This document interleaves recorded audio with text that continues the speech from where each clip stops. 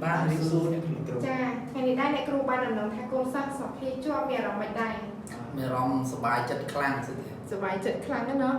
จังมนหนังเชียนเราการสอบพี่จะนำร้องในกลุ่มจังไอ้กลุ่มสั้นในรองปีชั่วโมงอายุเรื่องใครแต่กลุ่มไอ้มาเนาะ ខ្ញុំបាទឈ្មោះក្រកឆែបមកពីខេត្តត្បូងឃ្មុំ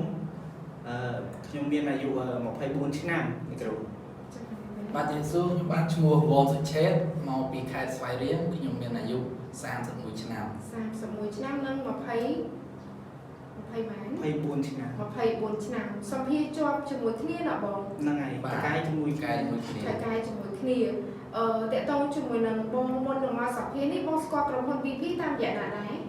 ចំណែកខ្ញុំស្គាល់តាម Facebook ឃើញលោកគ្រូខាងគ្រូធំគាត់បង្ហោះមកចិត្តមានអារម្មណ៍ថាដូចជាទុកចិត្ត ចាចឹងធ្វើឲ្យបងសម្រាប់ចិត្តមកចុះឈ្មោះ បាទនេះ ចុះខាងនេះវិញ ខ្ញុំមើលតាម Facebook page ដែរ តាម Facebook page ដែរតាមបានរយៈពេលប្រហែលថ្ងៃប្រហែលខែបានសម្រាប់ចិត្តមកចុះឈ្មោះ ខ្ញុំរយៈពេលមួយអាទិត្យមើលទៅក្រុមហ៊ុន BP គឺល្អ ចា អញ្ចឹងខ្ញុំសម្រេចចិត្តមកចុះឈ្មោះនៅក្រុមហ៊ុន BP ពេលដែលបងមកចុះឈ្មោះនោះមកដល់ទីតាំងតឬក៏ចុះឈ្មោះតាមអនឡាញ ខ្ញុំចុះឈ្មោះតាមអនឡាញដល់ពេលមានតកែគាត់មកសម្ភាសបានខាងសាលាគាត់ឲ្យខ្ញុំមកសាលា ចាដើម្បីចូលរួមការសម្ភាសចុះបងក្រកឆាយវិញពេលដែលមកសម្ភាសដំបូងឬក៏ពេលដែលសួរព័ត៌មានដំបូងមានភ័យព្រួយបារម្ភខ្លាចថាក្រុមហ៊ុនបញ្ជូនចេញទៅអស្របច្បាប់អីអត់ ពេលខ្លះភ័យដែរនេះគ្រូខ្លាចគេគេថាលោកគ្រូអ្នកគ្រូបញ្ជូនមកបានសម្រេចទៅខាតពេលវេលា ហ្នឹងហើយចុះឥឡូវ ពិតជា ដូច រំភើបបានដូចបំណង បានដោយបំណងហើយដែលភ័យព្រួយបារម្ភហ្នឹងដល់មកដល់ទីនេះបងឃើញពីភាពជាក់ស្ដែងឯខ្លះដែលធ្វើឲ្យយើងមានទំនុកចិត្តណា ទីមួយឃើញមានសិស្សច្បងគាត់ឡើងយន្តហោះជាបន្តបន្ទាប់នឹងមានសិស្សប្អូនគាត់រៀនហើយគាត់ចុះឈ្មោះរាល់ថ្ងៃហ្នឹងធ្វើឲ្យខ្ញុំមានទំនុកចិត្តជាខ្លាំង ចាចាំមានទំនុកចិត្តហើយទីតាំងក្រុមហ៊ុន BP មានច្បាស់លាស់អត់ មានសង្កេត មានច្បាស់លាស់ណា បាទ ចាចុះបងមុននឹងសម្ភារជាប់យើងតកតងជាមួយនឹងការសម្ភារវិញបងតែពីរសម្ភារមួយដងជាប់ ចំណែកខ្ញុំសម្ភារ2ដង ពីរដងជាប់ បាទ ចាសម្ភារលើកទី1មូលហេតុអីបានយើងសម្ភារអត់ទាន់ជាប់ អត់សូវយល់ដឹងពីរបៀបសម្ភារដល់ពេលអ្នកគ្រូណែនាំថាធ្វើចេះទៅបានជាប់ ចាអញ្ចឹងលើកទី1យើងអត់ទាន់មានបទពិសោធន៍ក្នុងការសម្ភារ បាទអ្នកគ្រូ ចាចុះពេលដែលយើងចូលទៅជួបតកែយើងត្រូវរៀបចំខ្លួនបែបណាឬក៏ឆ្លើយសំណួរទៅបែបណាបានគាត់ចាប់អារម្មណ៍លើយើង យើងត្រូវបញ្យល់ពីដែលបទពិសោធន៍យើងធ្វើការជំនាញច្បាស់លាស់ហើយអាចនឹងក្បោះក្បាយឲ្យគាត់ស្ដាប់យល់ ចាចុះខាងនេះវិញសម្ភារមួយដងជាប់ ខ្ញុំសម្ភារ3ដងជាប់ សម្ភារ3ដងជាប់លើកទី1លើកទី2មានបាក់ទឹកចិត្តអីអត់ ដំបូងខ្ញុំបាក់ទឹកចិត្តដែរព្រោះថា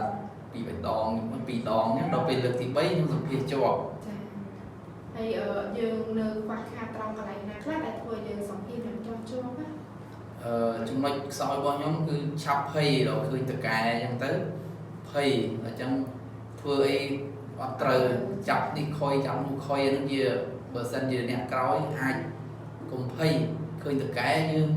ធ្វើឲ្យស្វាហាប់ខ្ញុំនិយាយតែថាគា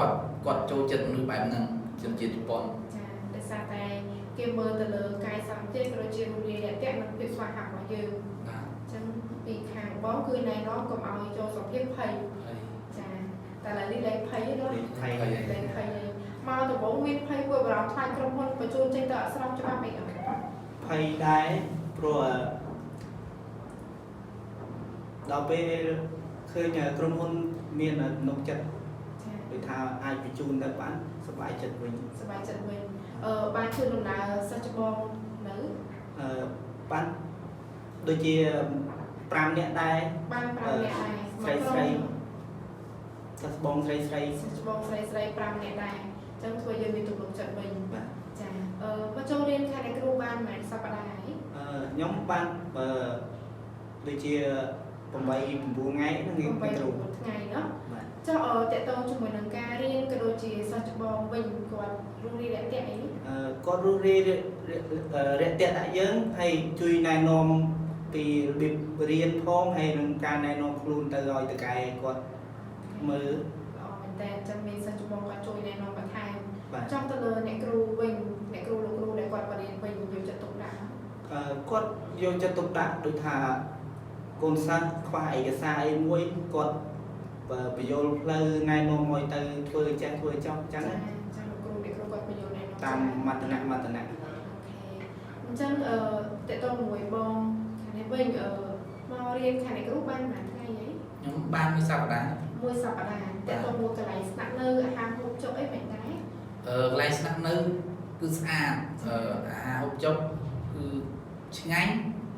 មានអនាម័យ អញ្ចឹងអាចទទួលយកបាន អាចទទួលយកបាន អូខេអញ្ចឹងតើតើជាមួយនឹងបងតាពីរបងប្រឆែកមានស្នាមសាក់ដែរត្រូវទេ បាទនេះគ្រូ មានត្រង់កន្លែងណាខ្លះ មានត្រង់ស្មាខាងស្ដាំ មាននៅនឹងស្មា បាទ មានភ័យព្រួយបារម្ភខ្លាចថាសម្ភារអត់ជាប់អីអត់ ពេលដំបូងភ័យដែរដល់ពេលលើកទី2ខាងក្រុមហ៊ុនណែនាំតកែដូចថាពេញចិត្តខាងសាក់អត់អីទេ អត់អីទេណា បាទ អញ្ចឹងមានសាក់ក៏ទៅបានដែរ មានសាក់ក៏អាចទៅបានដែរ ពេលដែលយើងជួបតកែហ្នឹងយើងជួបតកែមុខអត់ដែរឬក៏តកែផ្សេង បដូររហូតពេលយើងទៅសភាអញ្ចឹងបដូរតកែ អញ្ចឹងតកែ ត ច្រើន កែច្រើន ចាអញ្ចឹងសម្រាប់អ្នកដែលគាត់មានសាក់អីបាច់ភ័យព្រួយបារម្ភទេទោះបីតកែមួយគេពេញចិត្តយើងមាននៅតកែច្រើនទៀតតែគេពេញចិត្តអ្នកដែលមានស្នាមសាក់